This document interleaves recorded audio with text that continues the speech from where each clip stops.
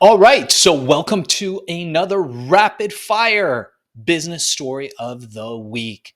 This is part of our rapid fire series, and today we have an incredible guest with us, someone who's achieved extraordinary success and is here to share their unique business journey with you. We're excited to hear their insights, so let's welcome them to the show. All right, so as this is our rapid fire series, we've got 1 minute or less to answer each question. So, in a minute or less, give us the elevator pitch to your story and your life. Go. So, I have been doing nonprofit leadership work for about 18 years now, and I've learned a lot the hard way of how to do nonprofit work. Big-hearted people starting a business, and the nonprofit business model is not an easy thing to do and or make it. And so I've learned a lot along the way, and I'm on this journey now wanting to help others to understand how to be successful, just a lot from the mistakes that I've made along the way. So that's fascinating, and I would love to dig a little bit deeper. So tell us a bit more about what you're working on today that you're most passionate about and believe will have the biggest impact. So right now, I currently work as Director of Development for an organization called the Stout Street Foundation. They're the largest inpatient care addiction treatment center in the Rocky Mountain region. I'm really passionate in high trauma communities and helping particularly leadership and women leadership in passionate roles in high trauma community to be successful in their roles and really fostering that for women leaders. So this next question is one that every entrepreneur has dealt with. Tell us about a time where you failed. We often say failure is the first step to success. So think about a time where you failed in the past. What happened? What did you learn from it? Well, that's a hard pinpointed one because I failed a lot along the way, but I had a lot of great successes too. And I would say one of the things that I'm most proud of was one of the pilots from the research study that I did with an organization that I was working with from United Airlines wrote that I'm not afraid to make mistakes and to learn and grow from mistakes. And that's one of the things they look for leadership in their big hire fleet of airline pilots. And I thought that was a really good compliment because I think particularly when you're in a leadership role, you kind of hold yourself to a higher accountability, and it's okay to make mistakes. And how do we learn and grow from them? That's fascinating. That's fascinating. And we're definitely going to have you back on the show to dive deeper into each of these questions. But for now, one thing that I often say is, and I tell this to my employees and the people who work with me and for me all the time, is that when a tree falls in the forest, if nobody hears it, did that tree actually fall? This brings me to this next question. How do you make sure that all of these amazing projects that you're involved in get noticed? What marketing and advertising methods have worked best for you? You've got a minute. Let's go. I would say that it takes different aspects of how you're getting out there. Your branding, your social media, your websites, your SEOs, it's so complex today in all the levels of how you're reaching people. But I would say the number one thing is connection.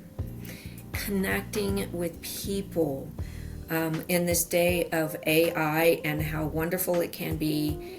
It still goes back to in this uncertain time, even, for nonprofits especially, how do we remain steadfast in the work that we do? And it just goes back to connection and good stories. And when you do that, the rest kind of falls in place. That was so awesome. We're definitely going to dive deeper into this on a later show. And as we approach our last question, before we ask people how people can get a hold of you, how people can reach you, learn more about the work that you're doing in your company, and we will include all that information in the show notes. What I wanted to ask you is, what is one piece of advice that you would offer to your younger self, to our audience, and to somebody, especially somebody who's just starting out in the same niche that you're in, but just doesn't know how to start or get going? I would say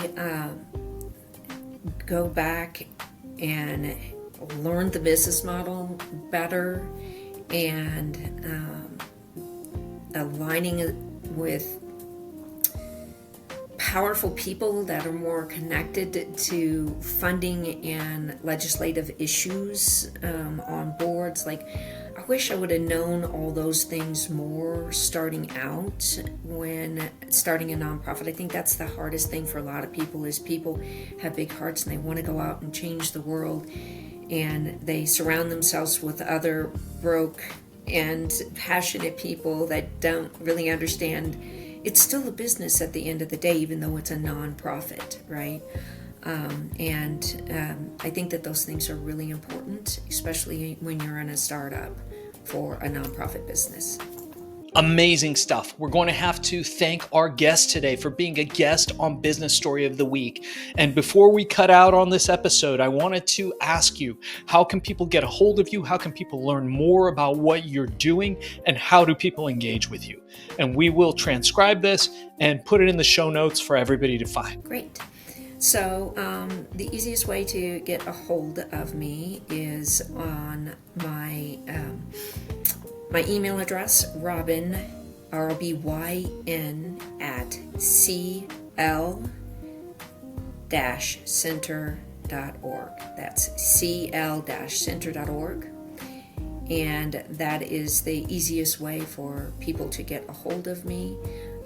People that want to learn more about the Stout Street Foundation, it's stoutstreet.org. STOUT Street, STREET.org, stoutstreet.org.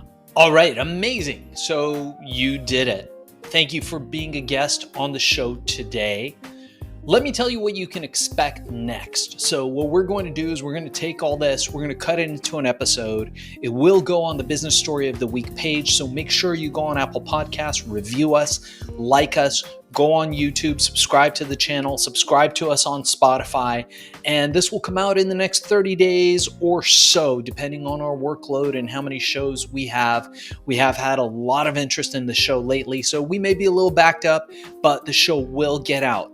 In the meanwhile, we will send you clips that feel free to share on social. Also, the full episode, feel free to share any way that you like. The content is yours to share and put out there. We just ask that you mark us and tag us in the notes if you do. So in the copy, put hashtag Business Story of the Week, link back to us. We would appreciate that. And if you think that you might be interested in doing more podcasts, live ones and studio ones, Zoom ones, Riverside ones, there's a whole host of shows that likely, if you did this one and succeeded, you would probably be really great at, and a great way of getting your message out. So your host will talk to you about potentially getting you booked on a strategy call for a Business Story of the Week's sister company, Podcast Cola, or becoming a YouTube influencer through Viral Mirage. Thanks again for being a part of this. Looking forward to working with you.